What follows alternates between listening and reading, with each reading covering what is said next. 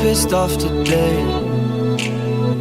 And lately everyone feels fake. Somewhere I lost a piece of me, smoking cigarettes on balconies. But I can't do this alone. Sometimes I just need a light. If I call you on the phone, need you on the other side. So when your tears roll down. 여러분 안녕. 아리핑키입니다. барлықтарыңызға сәлем достар. Мен Арипинки. Менің каналыма қош келдіңіздер. Осы видеоны қосып көргендеріңіз үшін сіздерге көп рахмет. Бұл жолғы видео менде арнаулы бір тақырыбы жоқ.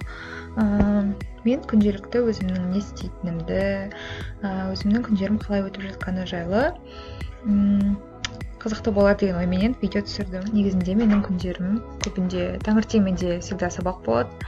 Содан кейін мен тамағымды ішіп алам. Таңғы асымды примерно 12-лерде или 12-ден кетте ішемін.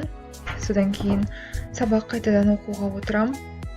Еще менде сабақ оқығанда мен сабақта отырып прям оқи алмаймын. Сол үшін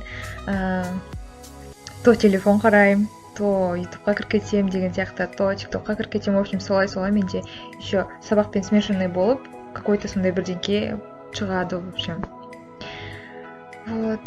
Солай мен кешке дейін отырам. Солай менің карантиндегі күндерім өтіп жатыр. Дистанционный сабағым солай өтіп жатыр. Мен сіздерге еще өзімнің күнделікті жоспар құрып жүретін дәптерімді көрсетейін дегем. Точнее, блокнотымда. Вот. Бұрында мен осыған всегда күз кезінде всегда күнделікті жоспарларымды құрып жүретінмін. Еще басында күшті басталған болатын да, вот осылай күз кезінде менің мақсаттарым болған. Еще мен мақсаттардың барлығын орындадым да. 3 айға жазған болатын, 3 айдың толығы орындалған болатын. Сосын осылай жоспарлар құрып жүретінмін күнделікті, әрбір күнге арналған. Басында осындай әдемі болды да. Сосын көрсетейін. Вот. Осындай болып кетті. Хоть осындай болса да, мен әжетте күнделікті жоспарлар құрып жүрдім. Потом осы 2021 жыл басталғалы менде мүлдем жоспарда ештеңе де құрылмай қалды. Мен только 2021 жылға арнап мақсаттарымды жазып қойған болатынмын. Бірақ та шынымды айтсам, ешқайсысына менде ешқай мақсатыма жету үшін қазір ештеңе жасалып жатқан жоқ. Вот. Еще менде күнделікті мүлдем жоспарлар да құрылып жүрген жоқ. Мүлдем продуктивность деген не екенін мен ұмыттым. Сол үшін осы айдан бастап мен бәрін қолға алмақшымын. Егер де менің инстаграмға жазған болсаңыздар, онда менің авокадо өсіріп жүргенімді точно білесіздер.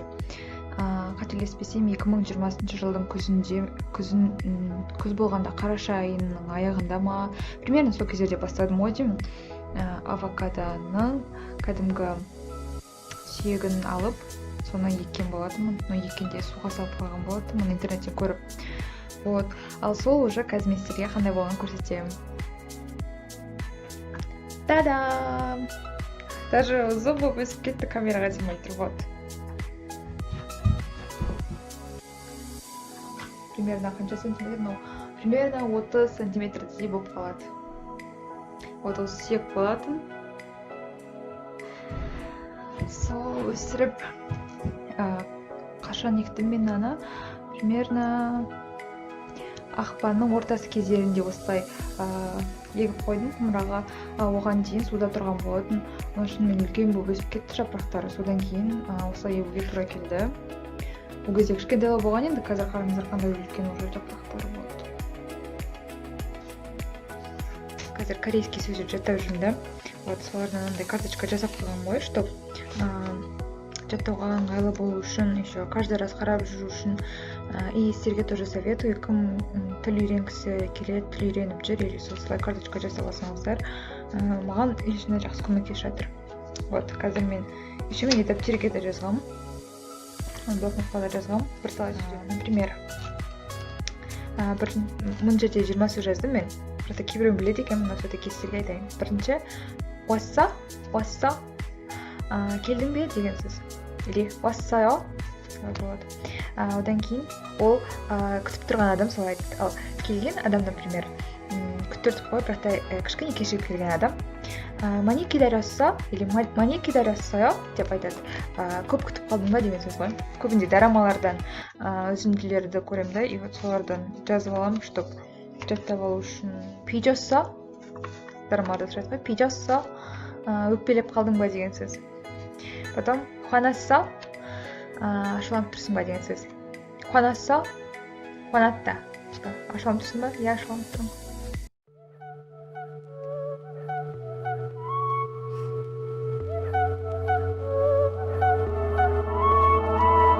I woke up pissed off today,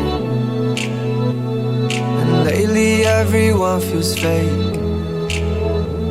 Somewhere I lost a piece of me, smoking cigarettes on balconies. But I can't do this alone. Sometimes I just need a light. If I call you on the phone, need you on the other side. So when your tears roll down your pillow like a river, I'll be there for you. I'll be there for you. Всё. Қазір түнгі сағат 11:45 болыпты. Мен бетімді жуып алдым. Күтуға дайындалып жатырмын. Енді маска жасаймыз. Кстати, менің шашым осындай бұйра. Бірақ менде прям осындай емес, просто мен шашымды өріп қойғам ғой. Содан кейін осындай бұйра болып шықты. Негізінде тоже осындай примерно бұйра. Прям осындай әдемі емес. Last year took a toll on me, but I made it with you next to me. Around the world and back again. I hope you're waiting at the end, but I can't do this alone. Sometimes I just need a light. If I call you on the phone, need you on the other side. So when your tears roll down your pillow like a river, I'll be there for you. I'll be there for you. When you're screaming but they only hear you whisper, I'll be loud for you. I'll be loud for you. I got you, I promise, but let me be honest. Love is a road that goes both ways.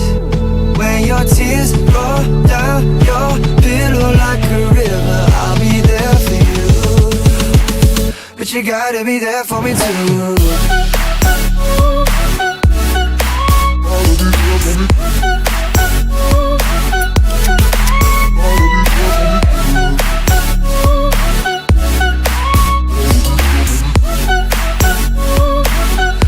Gotta be there for me too. Boy, I'm holding on to something. Won't let go of you for nothing. I'm running just to keep. Бүгінгі видеомды соңына дейін тамашалағандарыңызға үлкен рахмет. Егер де видео сіздерге қызықты болса, лайк басып, комментарий жазып, және де каналға тіркеліп кетуді ұмытпаңыздар. Және де келесі видеоларды жіберіп алмас үшін міндетті түрде колокольчикті басып қойыңыздар. Сіздермен болған мен Ари Пинки. Сау болыңыздар.